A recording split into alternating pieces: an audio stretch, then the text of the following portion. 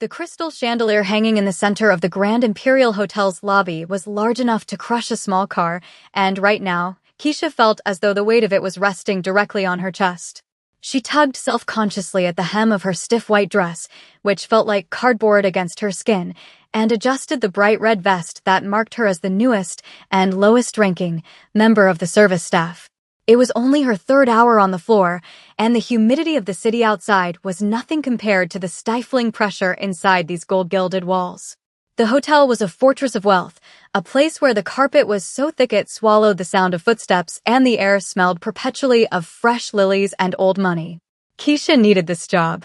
Her student loans were a noose that tightened a little more every month, and her grandmother's medical bills were beginning to pile up on the kitchen counter like a monument to their poverty. She kept her head down, polishing a brass railing that was already gleaming, trying to make herself invisible. Standing near the concierge desk was Manager Preston, a man whose suit cost more than Keisha's entire life's earnings. He was a tall, skeletal figure with eyes like polished flint and a mouth that seemed permanently pursed as if he had just tasted something sour. Preston didn't manage the staff, he terrorized them. He moved through the lobby like a shark in a coral reef, looking for weakness. Posture, people, posture, he hissed as he glided past Keisha, not even looking at her, treating her as a piece of furniture that had been slightly misaligned. Keisha straightened her spine until it cracked, her heart hammering a frantic rhythm against her ribs. She watched as Preston descended upon a bellboy for having a scuff on his shoe, his voice a low, venomous drone that made the young man tremble. This was the ecosystem of the Grand Imperial. The strong devoured the weak, and appearance was the only currency that mattered. If you didn't look like you belonged, you were treated like an infection that needed to be purged. It was into this atmosphere of high tension and superficial perfection that the revolving doors spun slowly, admitting a blast of hot, humid air from the street and a figure that made the entire lobby freeze. He was an old man, stooped and fragile, clutching a plastic bag that looked as though it had been reused 100 times. His suit was a disastrous shade of charcoal gray, frayed at the cuffs and stained at the lapel, hanging loosely off his thin frame like skin on a skeleton. He wore battered sneakers instead of dress shoes, and his hair was a tuft of white chaos. He looked less like a guest and more like a specter of the poverty the hotel worked so hard to keep outside its gates. He stood on the marble floor, blinking confusedly at the overwhelming brilliance of the chandelier, clutching a crumpled piece of paper in his trembling hand. To Keisha, he looked like her grandfather before the dementia took him, lost, harmless, and desperately in need of kindness. But to Manager Preston, the old man was a stain on a masterpiece. Preston stopped midway through berating the bellboy. His head snapped toward the entrance, his nostrils flaring as if he could physically smell the lack of wealth on the new arrival. The silence in the lobby was absolute. Guests in silk gowns and tailored tuxedos stopped their conversations, holding champagne flutes halfway to their lips, staring with open disdain at the intruder. The old man took a tentative step forward, his sneakers squeaking loudly on the polished stone. He looked around, his eyes scanning the faces of the staff, searching for an anchor in the sea of judgment. When his eyes landed on Preston, he offered a weak, hopeful smile and held out the crumpled paper. It was a gesture of trust, a plea for assistance, but Preston did not see a human being. He saw a problem to be eliminated. The manager straightened his silk tie, his face hardening into a mask of cruel authority, and began to march across the lobby with the purposeful stride of an executioner. Keisha felt a knot of dread tighten in her stomach. She gripped her polishing rag, her knuckles turning white, knowing that something terrible was about to happen, and knowing that she was powerless to stop it.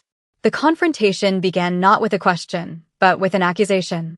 Manager Preston stopped 3 feet from the old man, maintaining a sanitary distance as if poverty were contagious. He didn't look at the paper the man was offering.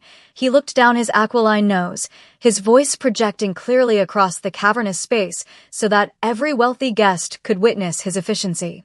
"Delivery entrance is in the alley," Preston announced, his tone clipped and cold. "We do not allow soliciting in the main lobby. You need to leave." Immediately, the old man blinked, his smile faltering but not disappearing. He didn't seem to understand the words, but he understood the tone. He shook his head vigorously, stepping forward again, thrusting the paper toward Preston with urgency. He spoke then, his voice raspy and dry, the words tumbling out in a language that sounded full of hard consonants and soft vowels. It wasn't English. It was a desperate stream of Korean, spoken with a dialect that sounded rural and thick. Ani, the old man said, pointing at the paper and then at the floor. Yogi. Adur. Waiting, he tapped his chest and then mimed a height with his hand, trying to communicate through charades what he couldn't say with words. Preston recoiled, brushing his suit jacket as if the man's words had physically touched him. I do not speak gibberish, Preston sneered, his volume rising. And I certainly do not have time for vagrants playing games. This is a 5-star establishment, not a homeless shelter. Security. The word cracked like a whip. 2 burly men in dark suits detached themselves from the shadows near the elevators and began to move in. The old man's eyes widened in panic. He clutched the plastic bag to his chest, backing away, continuing to speak in rapid, pleading Korean. He was saying something about a reservation, about a meeting, but to the ears of the hotel staff and the wealthy patrons, it was just noise. Keisha watched from her station near the brass planters, her heart breaking. She knew that look of frustration. She had seen it on her grandmother's face when she tried to navigate the healthcare system, the look of someone who knows they are right but lacks the power to prove it. The guests were beginning to titter, whispering behind their hands, amused by the spectacle. How did he even get past the doorman? A woman in emerald silk whispered loudly. It's disgraceful. Preston, emboldened by the audience, stepped closer, invading the old man's personal space to intimidate him. I said get out, Preston growled, pointing a manicured finger toward the revolving doors. Before I have you thrown into the gutter where you belong, the old man wasn't moving fast enough for Preston's liking. The manager reached out and slapped the paper from the old man's hand. It fluttered to the marble floor, landing face down. The old man let out a small, pained cry and bent to retrieve it, his knees cracking audibly. It was a moment of supreme humiliation, a powerful man forcing a weak one to his knees. The cruelty of the action sent a shockwave through Keisha. It wasn't just rude, it was inhumane. The fear of losing her job, the fear of her student loans, the fear of being unable to pay the rent, all of it was suddenly outweighed by a burning, righteous anger. She looked at the red vest she was wearing, the uniform that was supposed to make her servile, and felt a surge of defiance. She couldn't watch this. She couldn't stand by and let this man be treated like garbage just because his suit was old and his English was broken. She took a breath, a deep, steadying inhale that smelled of lilies and injustice, and she let go of the brass railing. Her feet moved before her brain could talk her out of it. The click of her sensible work shoes on the marble sounded like gunshots in the quiet lobby as she abandoned her post and walked straight into the center of the conflict. Manager Preston was looming over the crouching figure of the old man, signaling the security guards to grab him, when a clear, steady voice cut through the tension. Jamconmanio, Keisha said. The word hung in the air, alien and unexpected. Preston froze, his head whipping around to see who had dared to interrupt him. He looked at Keisha, his eyes narrowing in confusion and rage, seeing only the new girl, the nobody in the white dress and red vest. But the effect on the old man was instantaneous. He stopped reaching for the paper and looked up, his eyes wide with disbelief. He looked at Keisha as if she were an angel descending from the chandelier. Keisha stepped between the security guards and the old man, planting her feet firmly. She looked down at him, her expression softening into one of profound respect. Gwanchanuzio, Harabiaji, she asked gently. Are you okay, grandfather? The silence that followed was heavy, filled with the shock of the onlookers. A waitress, a black woman in a service uniform, speaking fluent, tender Korean to a vagrant. Preston's face turned a shade of mottled red. What do you think you are doing? He hissed, stepping toward her. Get back to your station, or you can join this trash on the street. Keisha ignored him. She focused entirely on the old man. She knelt down, disregarding the rule about staff never sitting or kneeling in the lobby, and helped him pick up the crumpled paper. The old man's hands were shaking, his skin like parchment paper, dry and cool. He grabbed her hand with surprising strength, his eyes welling with tears. Gamsahanada, he whispered, his voice cracking. Thank you. No one listened. Keisha smiled at him, a genuine, warm smile that illuminated her face. "I'm listening," she said in Korean. "Tell me what you need." She had learned the language years ago, working in a bodega in Queens owned by the Kim family. Mrs. Kim had treated her like a daughter, teaching her the language while they stocked shelves, sharing stories of her homeland. Keisha had absorbed it all, the rhythm, the honorifics, the heart of the culture. It was a skill she hid, usually irrelevant in her world, but now it was a shield. The old man poured out his story in a rush of words. He wasn't a beggar. He was a father. He had traveled halfway across the world to meet his son. His son, who had been estranged for years, had sent for him, telling him to meet at this hotel. The paper was the confirmation number for the penthouse suite. Keisha stood up, the paper in her hand. She turned to face Preston, her fear replaced by a cold resolve. She held the paper out, not with the trembling hesitation of the old man, but with the steady authority of someone holding the truth. "He isn't a vagrant, sir," Keisha said, her voice projecting to the guests watching. "He is a guest. He has a confirmation number for the penthouse suite.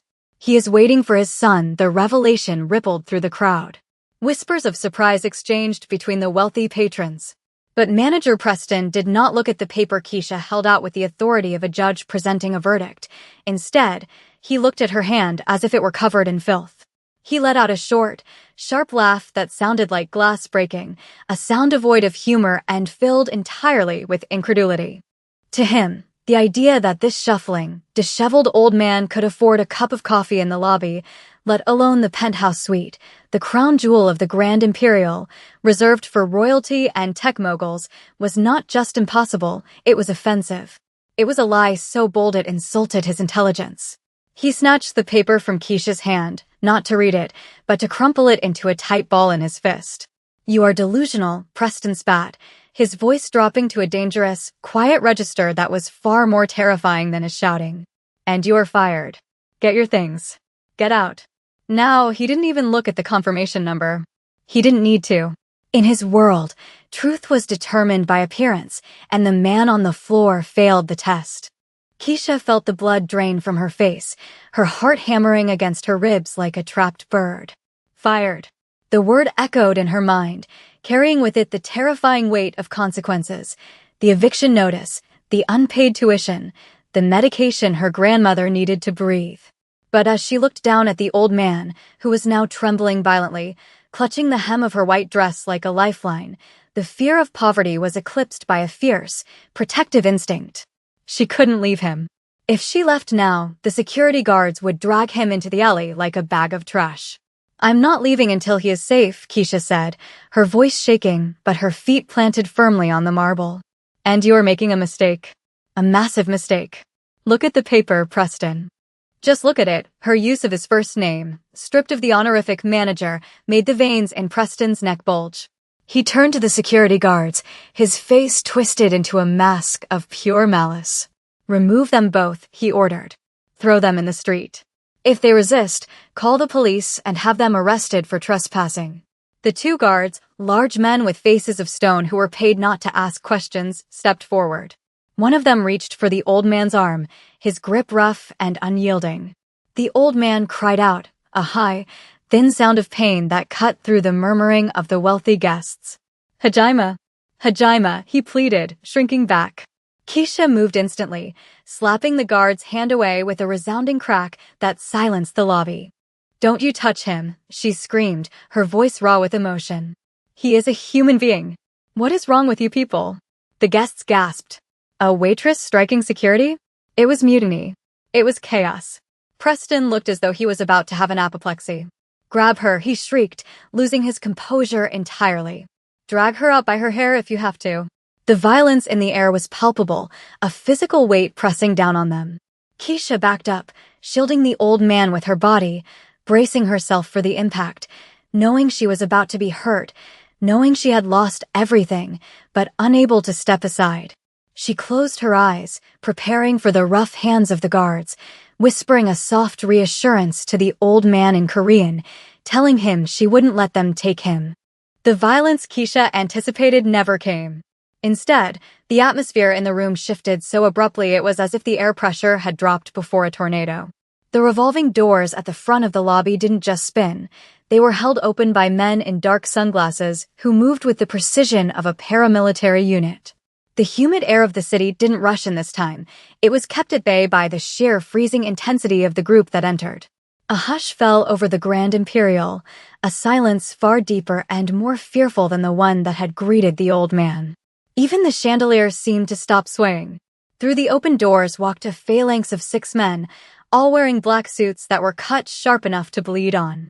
They were not hotel security. They were something else entirely. They moved in a V formation, clearing a path through the lobby with nothing but their presence. Guests who had been sneering moments ago now shrank back, clutching their pearls and champagne, instinctively recognizing a predator that was far higher on the food chain than they were. At the point of the V walked a man who radiated power like heat from a furnace.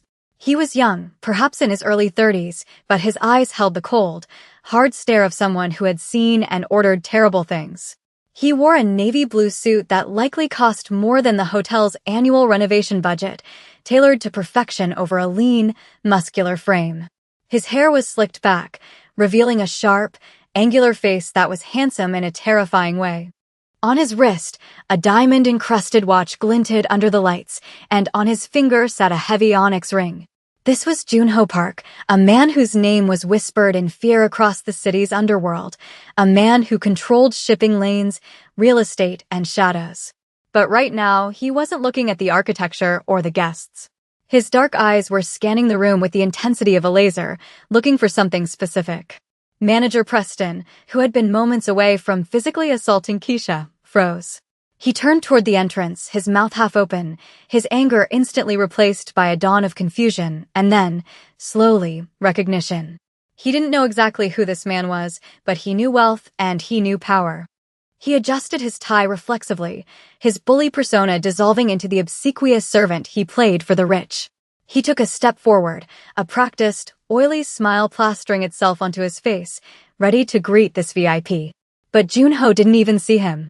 Junho's gaze swept past the manager, past the fountain, and locked onto the scene near the elevators. The 2 security guards looming aggressively, the young waitress in the red vest standing defiantly with her arms spread, and behind her, the cowering, weeping figure in the gray rags. The change in Junho's expression was terrifying. The cool detachment vanished, replaced by a look of pure, unadulterated shock that quickly morphed into a rage so profound it made the air feel thin. He stopped walking. His entourage stopped instantly, their hands drifting toward the inside of their jackets. The silence in the lobby was so absolute that the squeak of the old man's sneaker was audible. Junho let out a breath, a sharp hiss of air, and then he moved. He didn't walk. He stormed across the marble floor, his strides long and purposeful. The sound of his dress shoes striking the stone was a rhythmic drumbeat of impending doom. Preston, misreading the situation entirely and assuming the VIP was offended by the sight of the vagrant, rushed to intercept him. Sir, I apologize for the disturbance, Preston stammered, holding up his hands. We're handling the trash right now. Security is just removing these. Junho didn't break stride. He didn't even look at Preston. He simply extended one arm and shoved the manager aside with such force that Preston stumbled backward and fell hard onto his backside, sliding across the polished floor. The gasp from the crowd was audible. Junho ignored it all. He reached the security guards, who looked at him with uncertainty.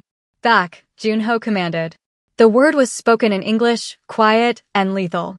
The guards, sensing the danger radiating from this man, immediately released their grip and stepped back, hands raised. Junho dropped to his knees. He didn't care about his suit pants.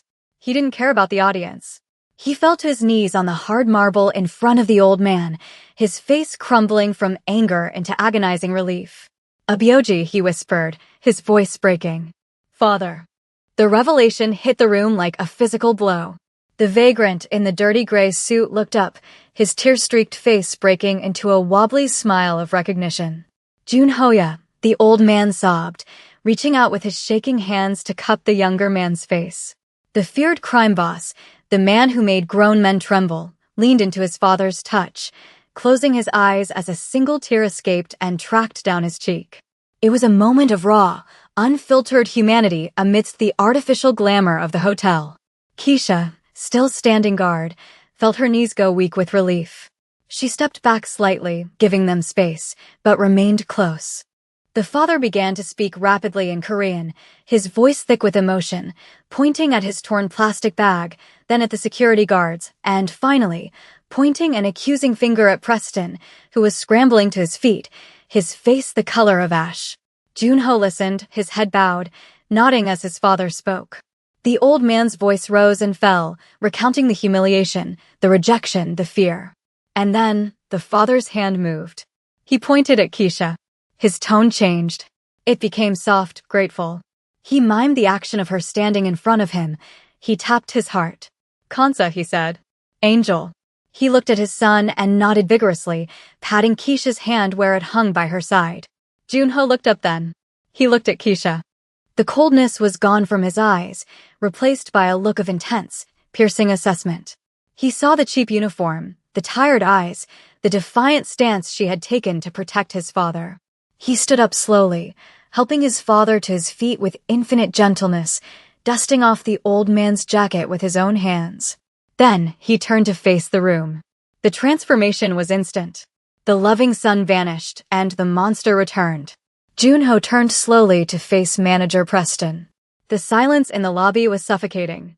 Preston was standing now, brushing off his trousers, trying to regain some shred of dignity, but his hands were shaking uncontrollably. He knew. Everyone in the room knew. He had just assaulted the father of a man who looked like he owned the city. Junho walked toward Preston, his movements slow and predatory. You, Junho said, his voice echoing off the vaulted ceiling. You called my father trash. Preston swallowed hard, his atoms apple-bobbing. Sir, I didn't know, he squeaked, his voice pitching high with terror. He didn't have identification. He looked. The dress code. It was a misunderstanding.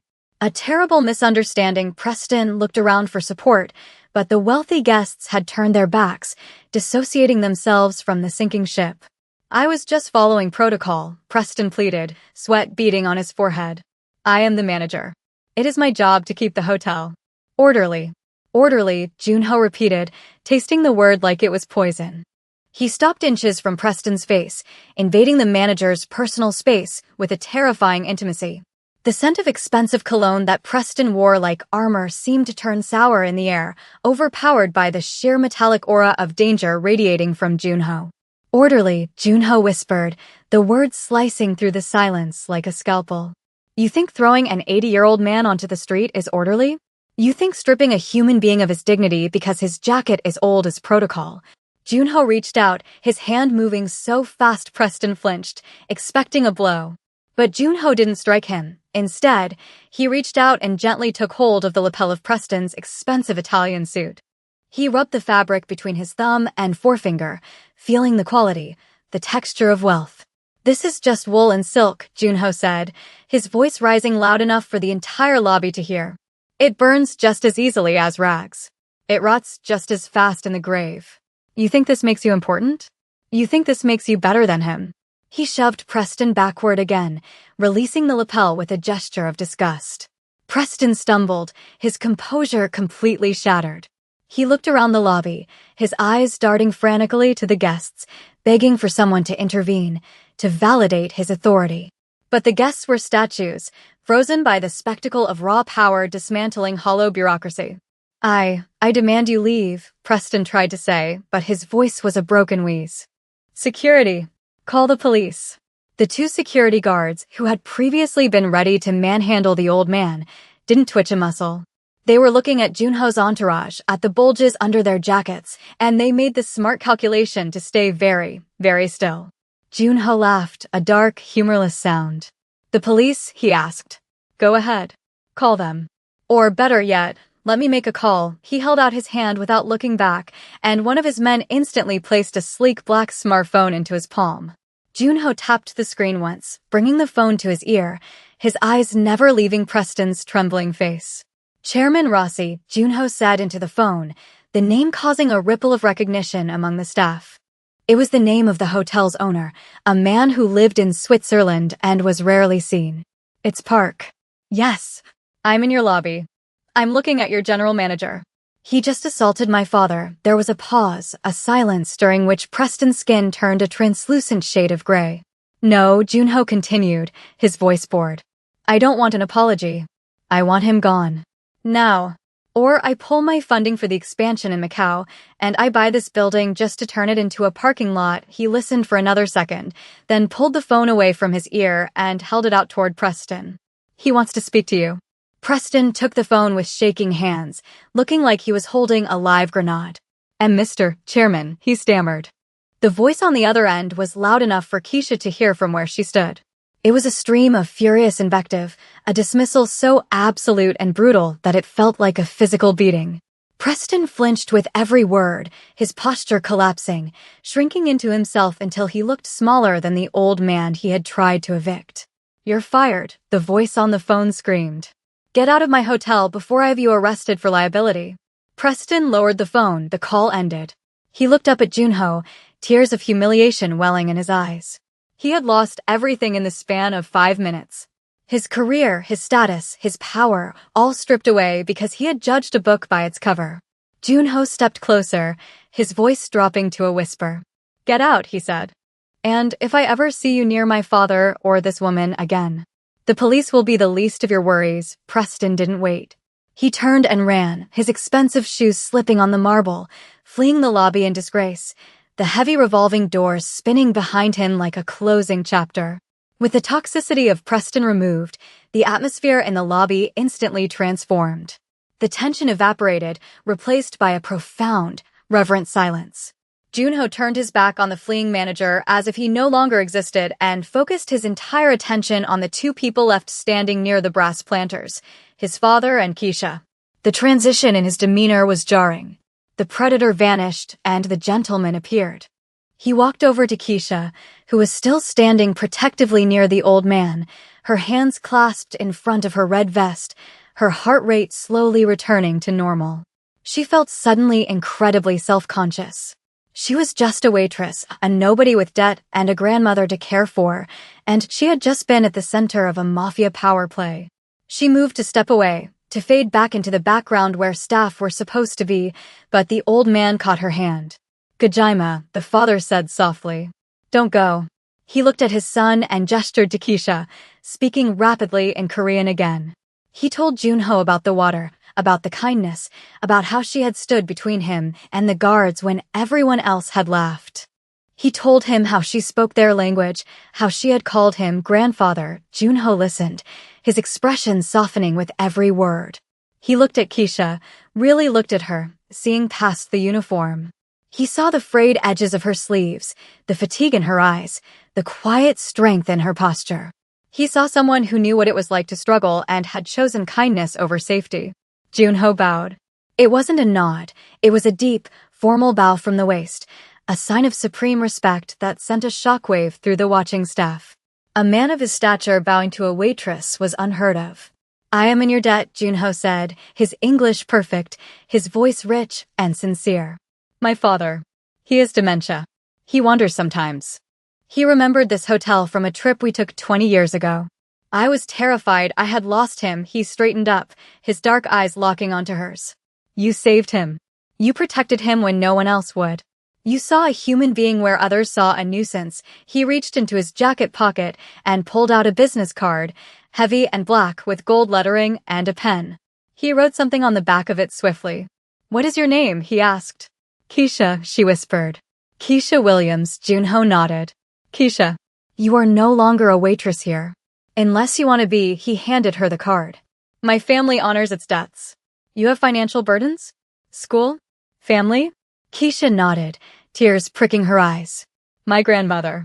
And student loans. Junho didn't smile, but his eyes were kind. Consider them handled. All of them. And consider this a job offer. I need people with your integrity.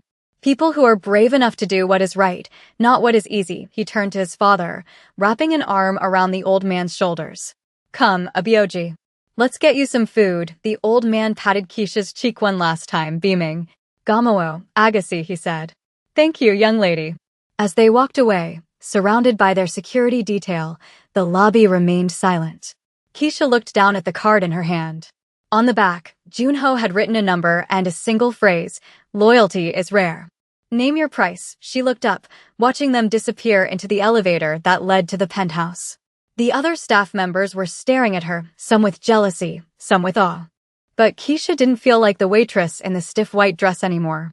She took a deep breath, the air smelling of lilies and, for the first time in a long time, hope. She untied her red vest, folded it neatly over the brass railing, and walked toward the exit. She had a phone call to make to her grandmother. 5 years later, the Grand Imperial Hotel was hosting its annual charity gala, a night where the city's elite gathered to flaunt their wealth under the guise of philanthropy. The chandelier was the same, the marble floors were just as polished, but the atmosphere was different.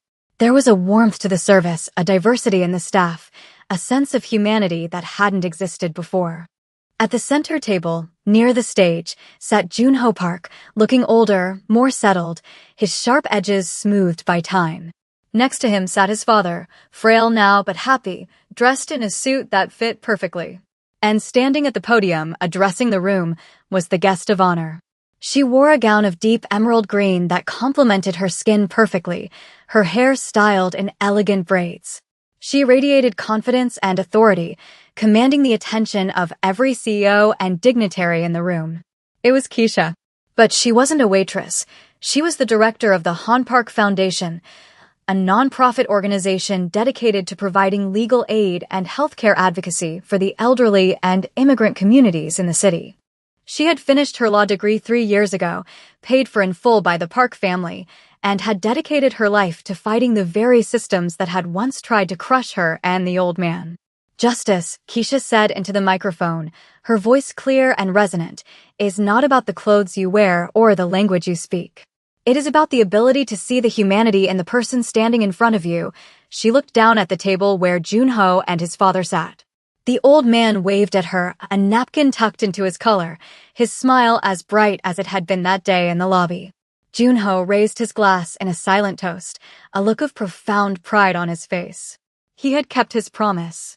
He had cleared her debts, paid for her grandmother's surgeries, and given her the platform to change the world.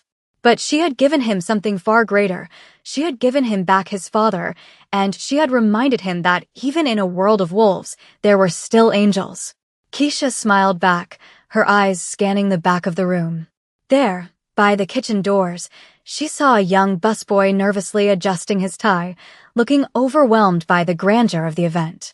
He dropped a fork, the metal clattering loudly on the floor. A guest at a nearby table turned to scold him, but Keisha paused her speech. "It's all right," she said warmly through the microphone, addressing the boy directly. "We've all been there. Take your time." The guest closed his mouth. The busboy looked up at her, gratitude washing over his face. Keisha knew that look. She carried it in her heart every day. The cycle of cruelty had been broken that day in the lobby, replaced by a legacy of understanding. And as the applause rose, filling the cavernous room, Keisha knew that the old man in the gray suit hadn't just been a guest, he had been her destiny.